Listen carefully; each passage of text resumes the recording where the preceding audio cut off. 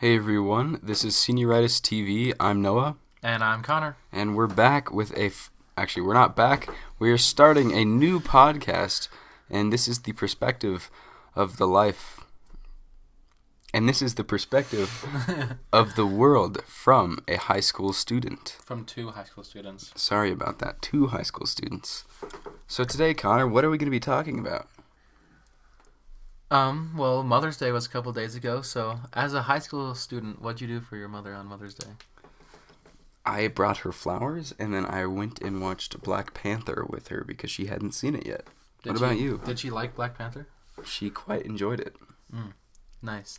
What did you do? Yeah, I just picked up some breakfast items and some flowers and wrote her a note. Wow, that's really nice of you. Yeah. So, I didn't see Black Panther personally, but I heard there's like some political angles they tried to take in the movie. Yeah, there was a lot of political angles, actually. A lot of stuff about race relations in America right now.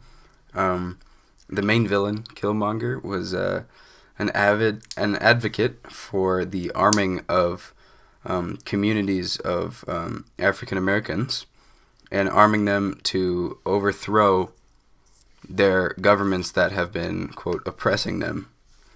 And so it was actually a huge statement in the movie, and it was a big underlying theme throughout the entire thing. Mm-hmm. Did you think it like took away from the movie in any way? In my personal opinion, I think that politics should, if there should be politics in a movie, it should take a very backseat role, because I think, from my perspective, going into a movie, I want to be entertained for a while, and not have to, think about the underlying themes and stuff. I know that a lot of people like movies for their deep motifs and, themes and that such, but for me, I think that movies, there really isn't a place for politics in movies, although I know a lot of people will disagree with me on that. I just think that, in my personal opinion, I don't want to be having to think about the divisiveness of America right now while watching a fun action flick. I completely agree, but at the same time, I think we're living in a world where almost every movie is going to have some sort of political angle. I mean, my favorite movie franchise is Star Wars, and the new movies, I've just noticed, have been completely overwhelmed by this, and I think it's kind of taking away. Like in episode 8, I don't know if you saw it, but there was a whole storyline with this character Rose and this character, what was his name, Finn. Mm-hmm. And it kind of felt like the whole thing was a comment on the evils of capitalism as they went to this planet, and it was just a bunch of like war profiteers, basically. It was a caricature of war profiteers and like evil capitalists. And there's also some like animal rights things thrown in there. And I just thought that entire plot line, which it's already a long enough movie, and it didn't even add to the storyline at all, in my opinion. I just thought it just took away from the whole experience. And like another thing is, I'm seeing that a lot of these Hollywood movies, many of them do have political views, and they all seem to be coming from the left. And I think it's polarizing. I don't know if it's a big enough effect, but it definitely polarizes the audience and can make some audiences uncomfortable with the topics they're exploring. Well, and also going back to the episode 8, specifically in the movie itself, the entire Rose and Finn storyline didn't really have any effect on the movie whatsoever. Yeah, exactly. It kind of seemed like it was forced in almost. Mm-hmm. And like I said, I don't really have a problem with politics being put into a movie, but at least make sure it's kind of an underlying theme rather than being kind of forced in your face. And, this might be a good thing for some people, it might give, people who aren't as aware the chance to understand politics a little more. Yeah. Which I think is something we haven't talked about. But yeah, I think for Star Wars, I'm a huge fan of pretty much all the stuff, but this new stuff I feel like is just completely overwhelmed by it's a lot of the political stuff, but I think there's a lot of other issues with it. I really hope they turn that around. I don't know. We'll see with the new Solo film coming up. Yeah. Well, and you never fully answered. Do you think there is a place in movies for politics? I think there could be a place, but it's not where it is now. Right. I feel like it's so in your face, but yet also so subliminal, in a way. And it just doesn't sit right with me, especially since most of it is coming from. I have no problem exploring multiple different viewpoints, but it seems so one-sided in Hollywood at this moment in time. I think that it could eventually get to a place where it's acceptable, but I just don't think where it is right now is acceptable. That's fair enough. So, and another thing I wanted to bring up was, now I don't know if this is true or not, but within, when Black Panther was coming out, a lot of reviewers and people seeing the movie and reviewing it seemed to be afraid of giving the movie a bad review because it would label them as, either like a racist or a bigot or whatever. Yeah. And so I don't know if you have any comments on that, but I know that was a huge deal for a while, and people, and I think maybe it went a little too far. Yeah, I think that definitely goes to. I think that's a toxic relationship. I think if you start shutting people's voices down because of their race, whether that be white, black, whatever. Well, and it's not even like through law or through rules. This is just like a cultural thing. Just social cues. Right. And so if it's socially unacceptable to review a movie in fear of being labeled a racist, I think that there's a problem with that, and I think that shouldn't be. Yeah, I agree.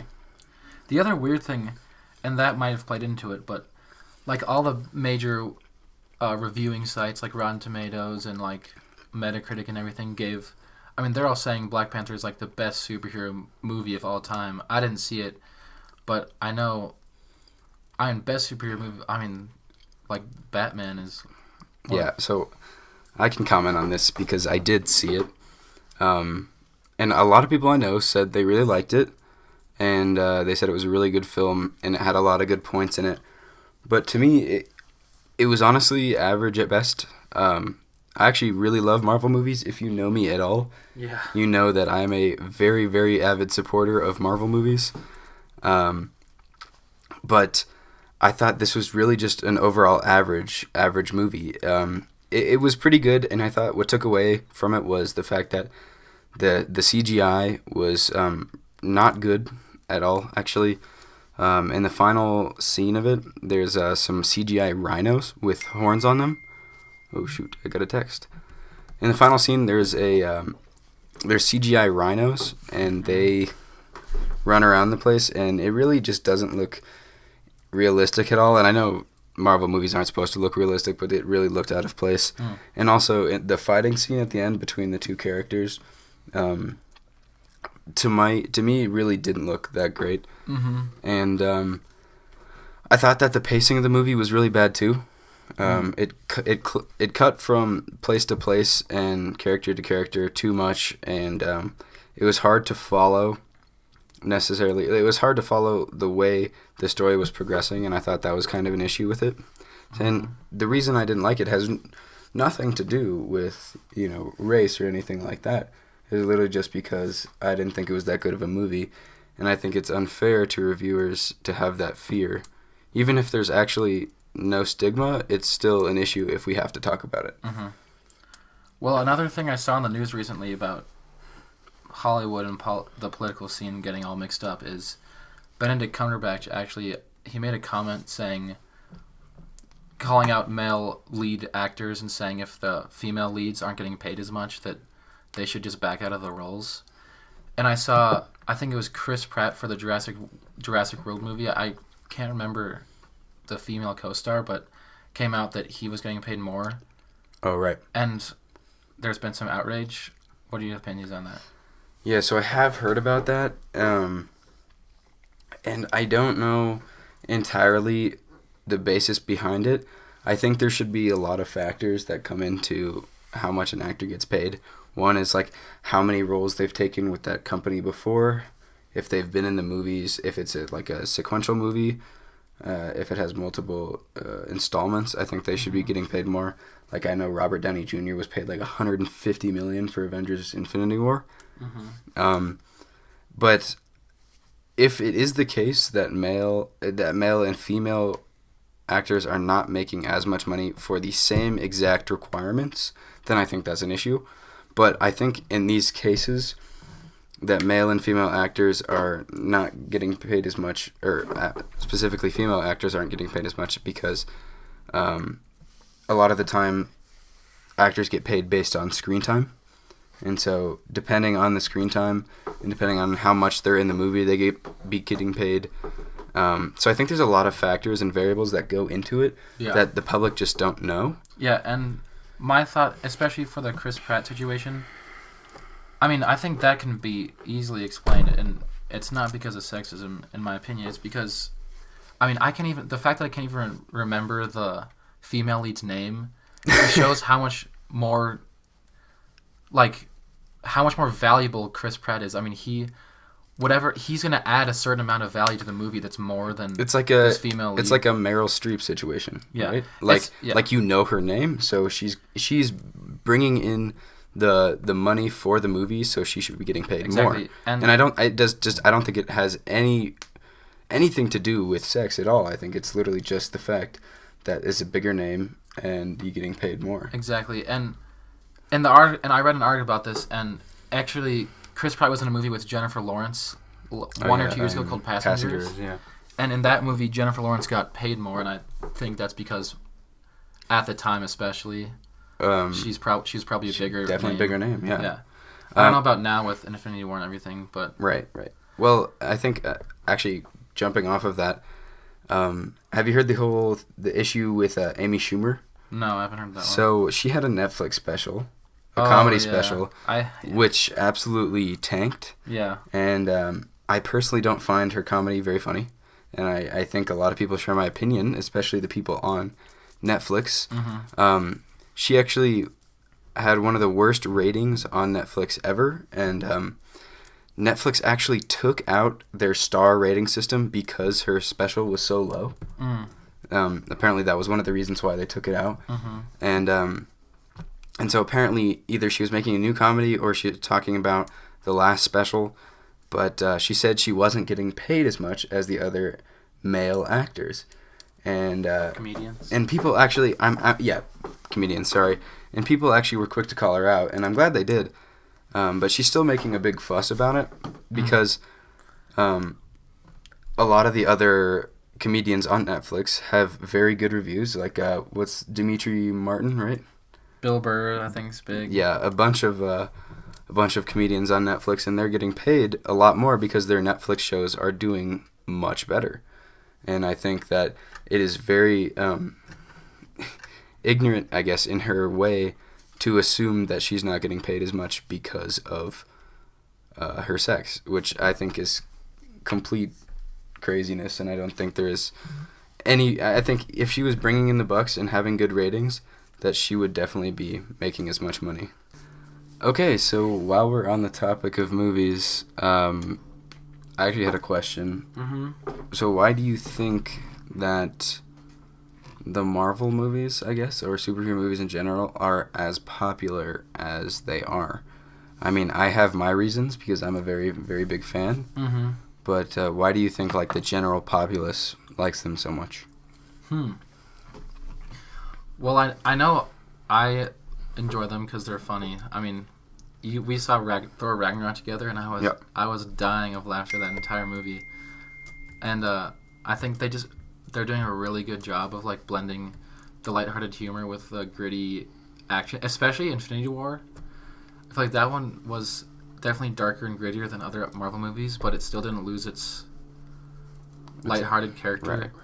Like compared to DC, it's like, I mean, I haven't seen a DC movie in a long, long time, but I'm assuming, I know that they're known for being a lot darker, and I don't know, I'm not a big comic book reader, so I don't know if, like, which one's sticking more true to the comics, and I don't know. I mean, I feel like I don't know if that would help or hurt attraction to the general public just sticking to the comics. I know that would probably help the diehard fans. Right.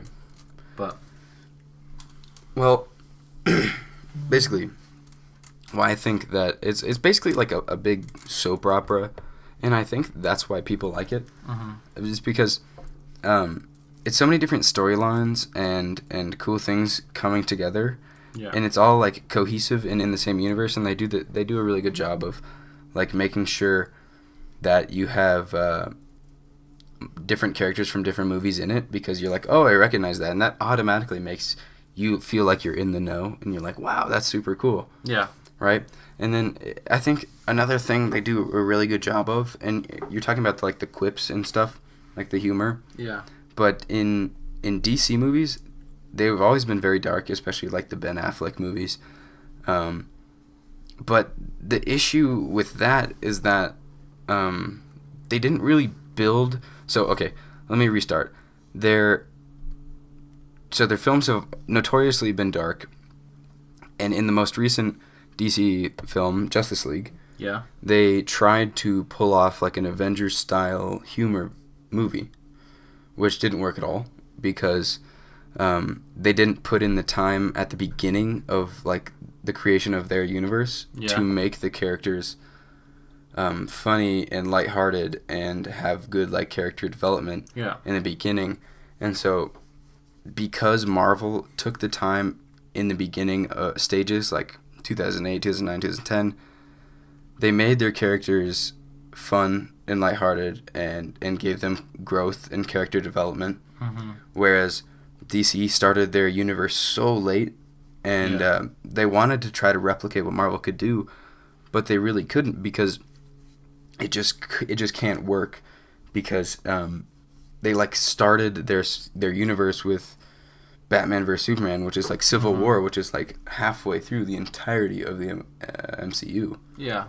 So I think they didn't really put in the time, and they weren't patient enough, and I think they just dropped the ball, and they're behind. Mm-hmm. They're behind the times, and I don't know. Marvel's market share must be astronomically high. Yeah, and I actually I don't know if I know Jordan Peterson's a pretty big name these days, and I actually went and saw one of his lectures live, and he actually spoke to. I'm actually unaware of Jordan Peterson. You are? Yeah, I don't know. Oh well, he's like a pretty popular professor. Okay. And he spoke to the fact of how comic book superhero movies are so popular, and he spoke to how people connect with the human side of the characters. Right. And I think that's what the Christopher Nolan Batman movies did so well. They really spent time developing like Bruce Wayne as a character alongside Batman. And I think that's what Marvel's done so well too.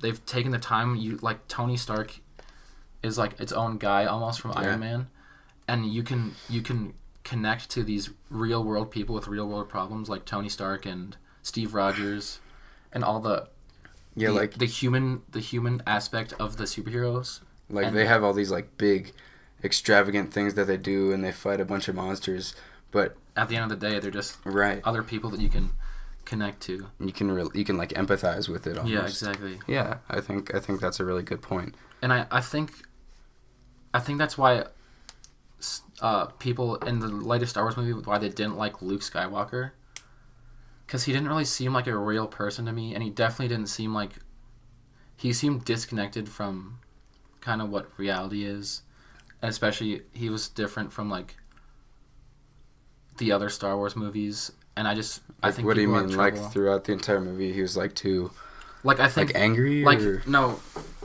I mean he's like the poster child, like the hero of the Star Wars universe, and I think they just made him so like it wasn't even dark. They just made him such a negative character, and I think people just couldn't connect the hero with the whole entire storyline. And people are so familiar with his character, and the movie that they just had trouble connecting with him. Whereas in the Infinity War, they stuck pretty true to these characters that they've developed over the years. So you're saying like in like the original Star Wars movies, Luke was like kind of like a sign of hope and like he was he's like an empowering, yeah, positive, light side kind of guy. Yeah. And then now he just kind of... He's just kind of like a Debbie Downer, honestly. He didn't do much besides complain. And it was really... It was disappointing for me, and just I couldn't connect with him. And I guess that's why... I don't know if it's considered a commercial failure, but I know a lot of people really didn't like Episode 8. Yeah. And I know that was a Yeah. big issue for that. Yeah. But I guess I don't really know many other movies right now that are out. I haven't gone and seen much other than any of the Avengers films because I am very addicted to watching them. The other thing is movies are so expensive now, and Right. I don't know exactly why, but maybe I think it's just inflation, probably. I'd imagine. yeah, I don't know. I mean, but the thing is, I figured. Well, okay, I have a theory actually. So maybe since that movies are so easily accessible at home now, Mm-hmm. that you can, buy them digitally. I mean, we bought Thor Ragnarok in-house the other day online. Are you saying they're compensating for piracy? Not necessarily piracy per se, but we bought the movie here, and so there's no reason. Instead of going to the theater. There's no reason to go to the theater now. Mm-hmm. I mean, the only difference at the theater is you get a bigger screen, nicer speakers, and overpriced popcorn. But that's literally it. Yeah. I mean, you get the comfort of your home while watching the movie, and you can watch it multiple times. So I think that's why movie prices are so expensive now. Mm-hmm. And I think it's I don't know.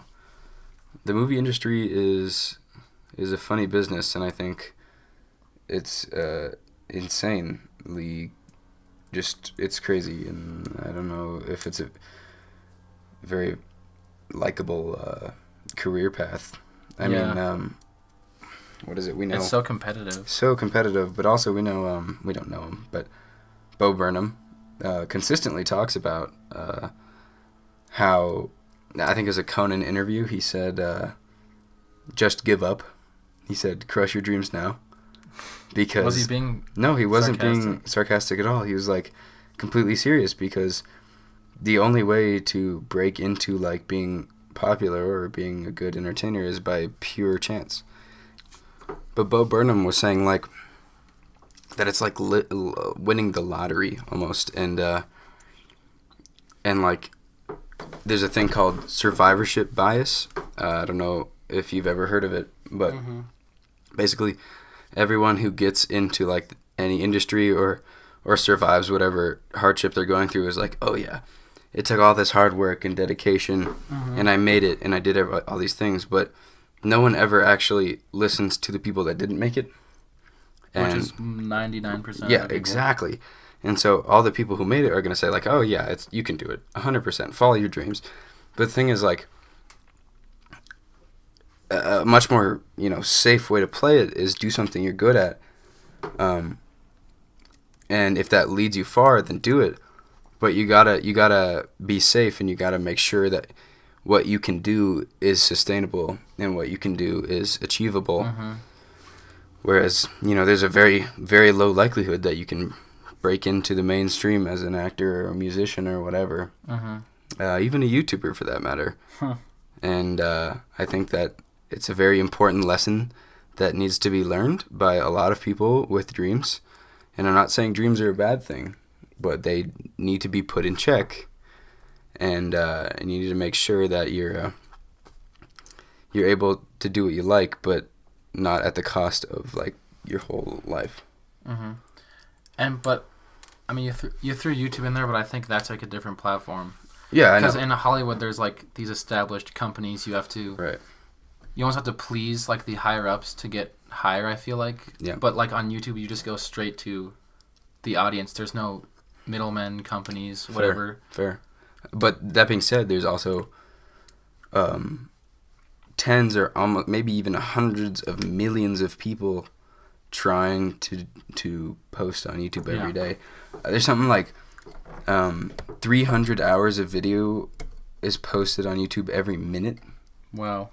I think it's like 1 billion or something hours every day or every couple of days or something crazy like that. Mm-hmm. And it's absolutely crazy how many people and how saturated the market is on YouTube. Yeah.